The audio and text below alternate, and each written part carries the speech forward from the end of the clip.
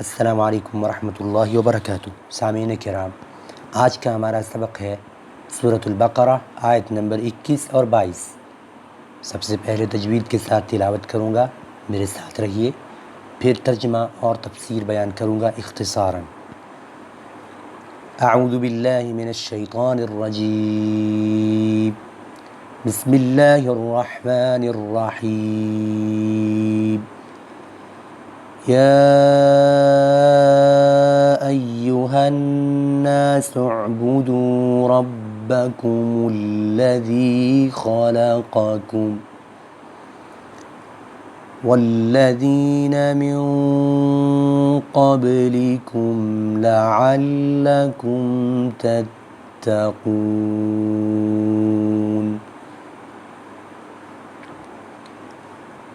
الذي جعل لكم الأرض فراشا۔ سامعین کرام، اس کو نوٹ کیجئے، فراشن یہ تنوین ہے، دو زبر کی تنوین۔ اس کا رول یہ ہے، گول تا کے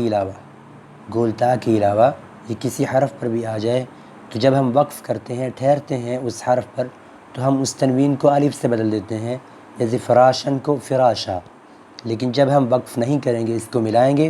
پھر ہم اس کو اسی طرح ہی ملائیں گے، یعنی کہ تنوین کے ساتھ ہی، فراشن، ٹھیک ہے، فراشا والسماء۔ تو اس رول کو آپ یاد رکھیے،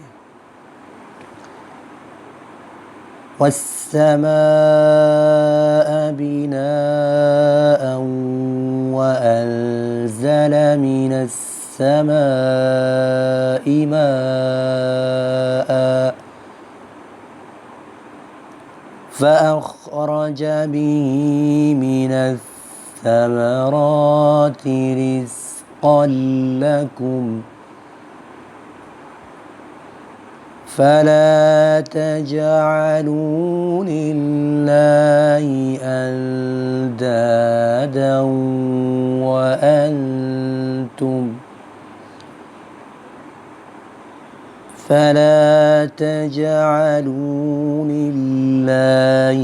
أندادا وأنتم تعلمون۔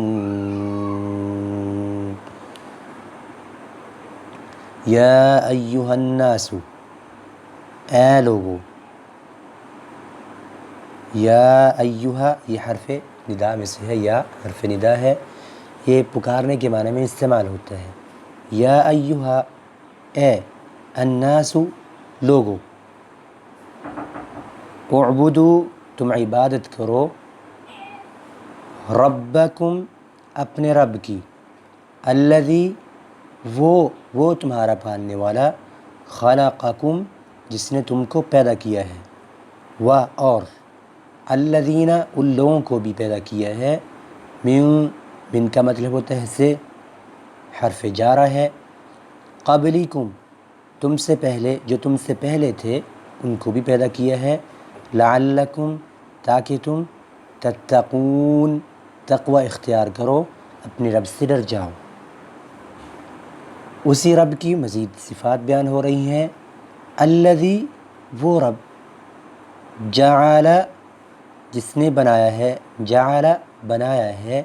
لکم تمہارے لیے، الارض زمین کو، فراشن بچھونا، فرش، وہ ذات جس نے تمہارے لیے زمین کو بچھونا بنا دیا ہے، والسماء اور آسمان کو، بناء چھت، آسمان کو تمہارے لیے اس نے چھت بنا دیا ہے، وَأَنزَلَ اور اس نے اتارا ہے، نازل کیا ہے، مِنَ السَّمَاءِ آسمان سے، ماءً پانی، فَأَخْرَجَ بس اس نے نکالا، بھی اس مبارک پانی کے ساتھ، مِنَ الثَّمَرَاتِ من سے، الثَّمَرَاتِ پھل، میوے جات، رِزْقًا لَكُمْ جو تمہارے لیے رزق ہیں، جس سے تم فائدہ حاصل کرتے ہو، جس سے تم خوراک بناتے ہو، فلا تجعلوا پس نہ، تجعلوا تم بناؤ، للہ اللہ کے ساتھ، اندادن شریک، یعنی کہ نعمت مل جانے کا تقاضا یہ ہے کہ جو تمہیں نعمت دے رہا ہے، جس نے تمہیں پیدا کیا ہے، جو تمہیں کھلا رہا ہے، جس نے تمہیں رہنے کے لیے جگہ دی ہے، زمین دی ہے، جس نے تمہارے اوپر آسمان یعنی کہ چھت بنائی ہے، جو تمہیں رزق دے رہا ہے فروٹ سے، باقی چیزوں سے، لہذا اب تقاضا یہ ہے کہ تم اپنے اس رب کی ہی عبادت کرو، اس کے ساتھ کسی کو شریک نہ ٹھہراؤ۔ فلا تجعلوا، پس نہ تم بناؤ، للہ اللہ تعالیٰ کے ساتھ، اندادن شریک، یہ ند کی جمع ہے، ند کہتے ہیں ایک شریک، اندادن کئی شریک، اللہ تعالیٰ کے ساتھ کوئی شریک نہ بناؤ، نہ انسانوں میں سے، نہ جنوں میں سے، نہ باقی بے جان چیزوں میں سے، مخلوقات میں سے، کسی بھی چیز سے اللہ تعالیٰ کا شریک نہ بناؤ۔ وَأَنْتُمْ، اور اس حال میں کہ تم تعلمون، جانتے ہو، تم جانتے ہو تمہیں کس نے پیدا کیا ہے۔ یہ اللہ تعالیٰ نے انسان کے اندر ایک فطرت رکھی ہے جو اپنے رب کو پہچانتا ہے۔ آپ نے دیکھا ہوگا ایسے لوگ جو اپنے آپ کو ملحد کہتے ہیں، کسی بھی دین سے اپنے آپ کو نہیں جوڑتے، نہ عیسائیوں کے ساتھ، نہ یہودیوں کے ساتھ، نہ مسلمانوں کے ساتھ، لیکن جب ان کو تکلیف پہنچتی ہے تو اپنے سر کو آسمانوں کی جانب اٹھاتے ہیں، ٹھیک ہے، آسمان کی طرف دیکھتے ہیں مدد کے لیے، ٹھیک ہے، حالانکہ وہ کس چیز کہتے ہیں کہ ہم ملحد ہیں، لیکن یہ فطرت اللہ نے رکھی ہے کہ مدد کس سے طلب کرنی ہے؟ اللہ تعالیٰ سے، جو آسمانوں کا رب ہے، جو آسمانوں سے بلند ہے، جو عرش پر مستوی ہے۔ یہ انسان کی ایک فطرت ہے جو اس کو اللہ تعالیٰ کی عبادت کی طرف ابھارتی ہے۔ تو اس لیے